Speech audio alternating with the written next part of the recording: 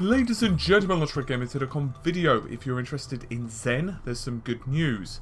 The Summit Ridge CPU lineup and the Raven Ridge APU lineup has indeed appeared on the AIDA64 Changelog.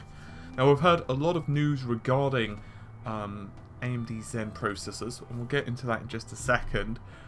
But it's good to know that Summit Ridge and Raven Ridge have been pretty much confirmed at this point, because we've heard a lot about their code names.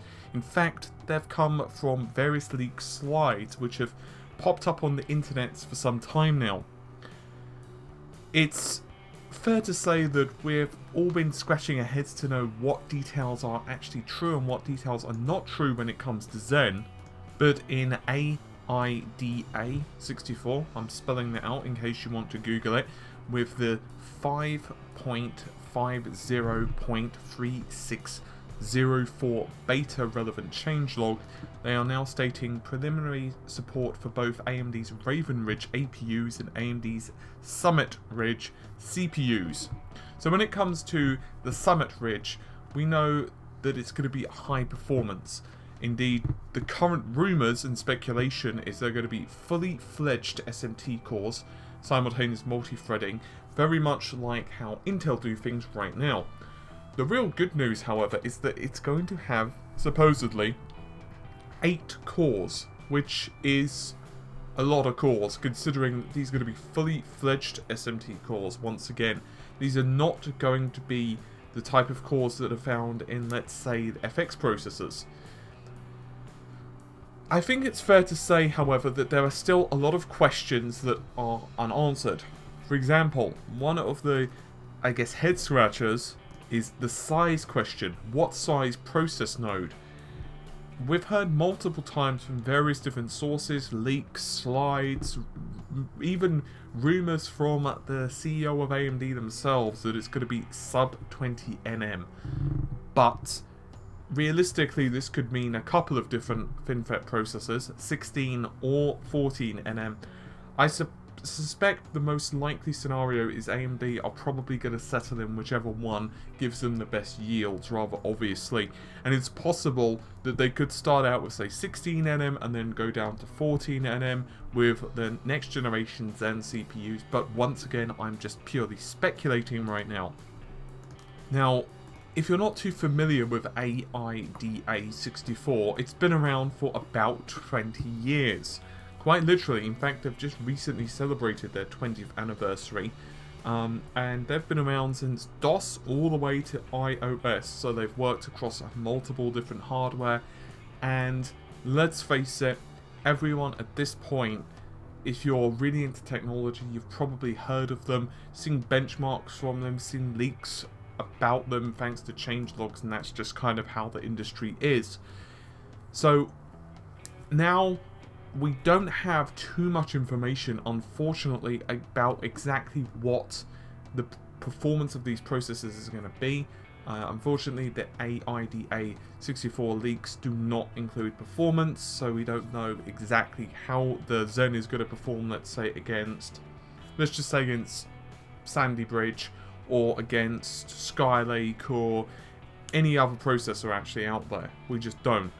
We can probably make some assumptions because AMD themselves are saying that the performance gains are at least 40% over the previous generation, and it would appear, at least from, once again, the leaks and the comments from AMD, it will be ISA compatible with Haswell and Broadwell, so that means that we're going to have considerable amounts of benefits, I guess you could say, if you're running, or rather if programmers are going to be placing code on that on those platforms, because it means that you're going to be able to utilize a much more refined process, because once again it is Broadwell and Haswell style of compute compatible.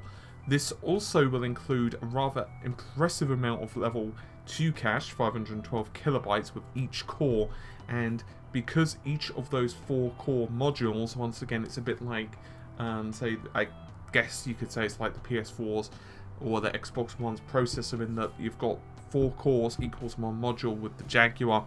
In this case, it's a little similar but a bit different, obviously, where each 4 Zen cores will supposedly support up to 8 megabytes of level 3 cache, which means that the performance of these CPUs, CPUs, so I was about to say GPUs, my brain is on multiple different wavelengths, it appears. The performance of these CPUs is still a bit unknown, but once again, with the improvements to the speed of the cache, the fact that once again they are improving the floating point performance of the processors, the fact that they've got better branch prediction, the fact that the actual platform itself is going to have considerably more memory, after all it's going to be DDR4, I think they're going to be really, really, really decent processors. The question is, like always, how is it going to compete A on price, B on performance, C on heat, D yield / distribution, and I guess the final one is the platform itself. Because let's face it, Sandy Bridge at launch was really impressive, but it had some problems with, as many people know, the SATA ports. Some of the SATA ports on some of the early revisions of motherboards, they just stopped working after a while. They were basically had a dodgy controller, and well, the SATA ports died, and that's what actually happened to me on my previous rig. So assuming AMD don't have any of those problems, they don't have any problems like cold boot, they don't have BIOS issues, they don't have problems, once again, producing enough actual processors to get into people's hands, because that obviously is a big deal. If you've got a really, really, really bad yields, and therefore a lot of the processors just can't make their way into people's hands, it can be a big problem. Because at the end of the day, if people can't buy the damn processor, it doesn't matter if it's better than your competitor, because then you're going to deal with price gouging. And that was a big problem which has happened to them in the past. But obviously, I think AMD in this case are taking things a little slower. They definitely want to ensure, because we all know about their financial situations, they do want to ensure that Zen is a processor which basically makes a big impression. And while everyone, if you've been into computers for a long time, let's say back in the late 90s, you'll probably be more familiar with the Athlon processors or other processors which were very impressive in their lineup. But if you're newer to computers, let's say you kind of got into PCs in, let's say, 2010, 2011, you may be more familiar with Intel just absolutely dominating, but that's not always been the case. Back in the Pentium 3 and Pentium 4 era, for some time, AMD were absolutely, I wouldn't say dismantling Intel, because that overhypes it, but they were certainly above them in the performance / I guess you could say pricing arena, particularly for games. AMD certainly for games was slightly better performance. Intel for creative purposes, let's say once again for video encoding and that type of thing, then Intel certainly had advantages, particularly with the Pentium 4 with hyperthreading. So I guess there are a lot of questions regarding Zen.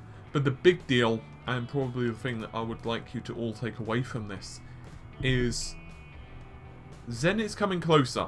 Obviously, once again, it is not here yet, unfortunately, so all we can do is simply just wait. But these indications, these signs, I guess you could say, demonstrates that the processors will eventually be either the APUs or the CPUs, in other words, both Summit Ridge or Raven Ridge. Raven Ridge once again being the APU and Summit the CPU. They are popping into our hands fairly soon, and once again, I believe it was Amy on this channel, she did cover the fact that AMD Zen processors have already been taped out. So they are on track for 2016/17 availability anyway. And from what AMD is stating, once again, what is in marketing slides is completely different to reality. They will be based on scalability, and obviously AMD are somewhat betting the farm on both CPU and APU performance. And there is some who are questioning, well, what's actually going to be the APU inside the Nintendo NX? Could be Zen based, I don't know. I mean, theoretically the times could theoretically work, but once again it depends when the NX is going to be released. Anyway, hopefully you've enjoyed the video. I'll see you soon. Take care. Bye for now.